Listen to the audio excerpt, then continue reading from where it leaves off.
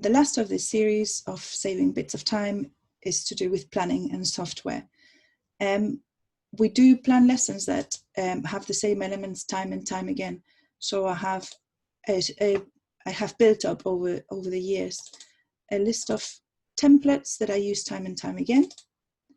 And I have templates for feedback, marking, planning, Smart Connect, which is just bell work, templates for vocab, tests, templates for writing. So if I just show you,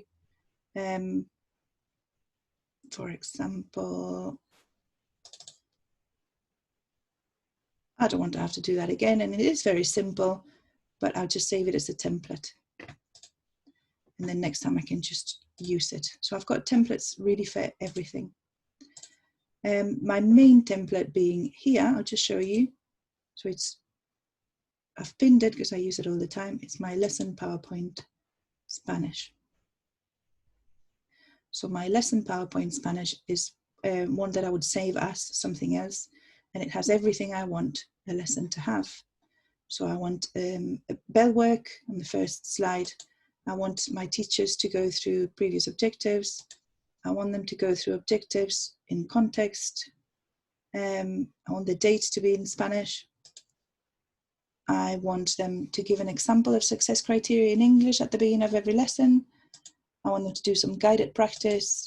They might need to explain to the children where things go in their book, so that slide is there in case they need it.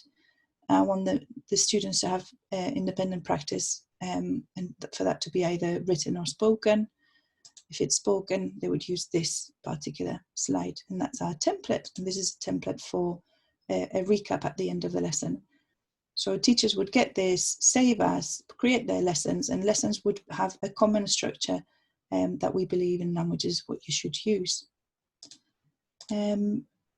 I also use stamps, and I'll just show you what I mean by stamps. So stamps I use them all the time.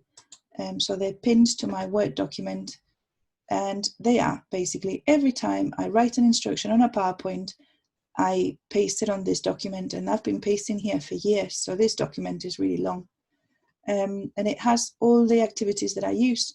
So for example, I do Showdown from Kagan sometimes. So instead of having to write down the instructions on my PowerPoint, I'll just Control-C, copy, and I will just paste them on my PowerPoint. And it saves me time having to copy things, having to rewrite things. But also it serves a purpose that it reminds me of activities I haven't done for a long time. And so it adds variety to my planning. I don't get stuck in a rut because I've got my activities there. So if I haven't used X Factor for a while, scrolling around my stamps for PowerPoint document will remind me that I need to sort of use it. And these are all my favorite activities.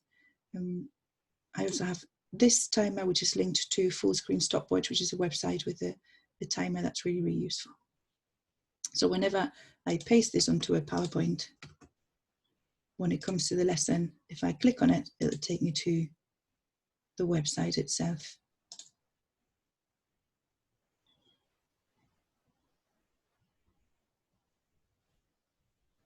So it saves me looking for it. It's usually quite quick.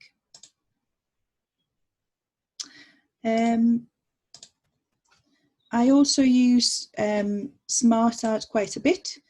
And they are my favorite one. I'll just show you the one is this one. Insert, where are we? There, I can't see.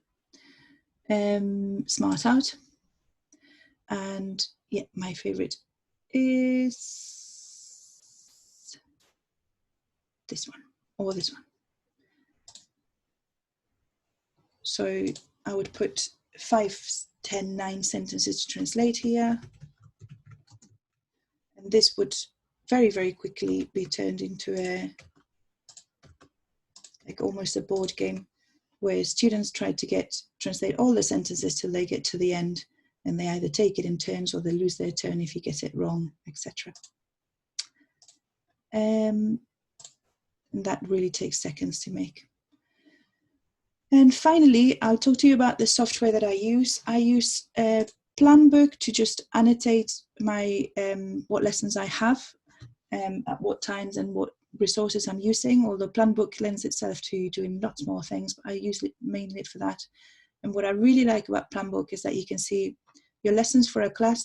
These are my year 12 lessons that I've had so far, with the dates, what you do in them, the resources, all in order, so I can plan sort of in a linear way.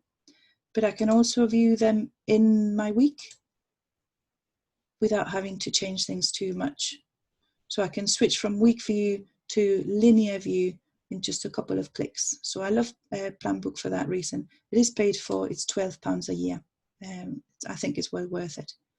I also have a timetable app.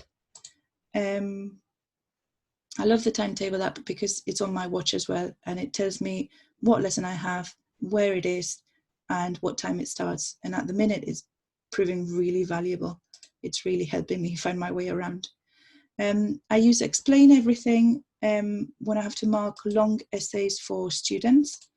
And I do have a video, but it's a bit long. But basically, you would just mark on a screen, write down your corrections and record your thoughts as you're marking. And that all gets videoed very, very easily, just like you do with Zoom. And you can send that video to your class or to your student with all your thinking process behind the marking. I use To-Do to record tasks. I use it all the time. It's just here. So it's got all my tasks there. The good thing about To-Do is that it's on my phone as well, and it's on 365, so it's on every computer that I go to. And then I'll not go into forms, but I use forms to set tests and quizzes because they're self-marked. And just I love the functionality of something that is self-marked. Saves me an awful lot of time. So I hope you found that useful. Those are the 3 videos on this series. Let me know if you have any questions.